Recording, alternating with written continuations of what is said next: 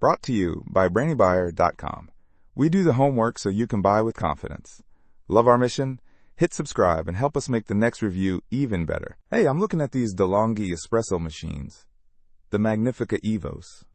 There's the renewed one, B0CVR2 PSZ4, and a newer model, B0B38 KRTV6.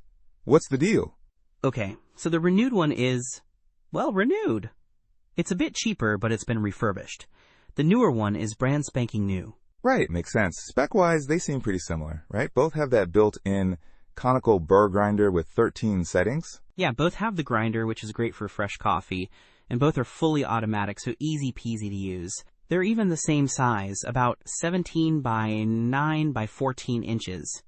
Okay, so what are the key differences besides the new versus renewed thing?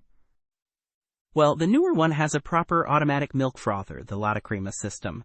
The renewed one just has a traditional manual milk frother. Big difference if you're a latte or cappuccino fan. Ah, that's a game changer.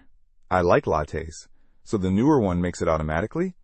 What about other drinks? Exactly. And the newer one boasts 7 one-touch recipes, including a specific My Latte option to save your personal settings. The renewed one only has 6 and doesn't mention the My Latte. It sounds like the new one is more customization. Okay, so more drink options and automatic milk frothing for the newer one. Anything else tech-wise? The new one has an over-ice function for iced coffee, which is pretty cool. Also, it has a detachable milk carafe to store milk in the fridge. Reviews say the new one is easy to use and configure, but some say the milk froth and water temperature aren't perfect. Good to know. The renewed one, it's got 0 reviews. That's a bit worrying. And its listing says it has some notes about grinding. Yeah, the renewed listing does mention that grind size and amount are crucial for proper brewing, and that reprogramming might be needed. That sounds like a little more fiddling. Right.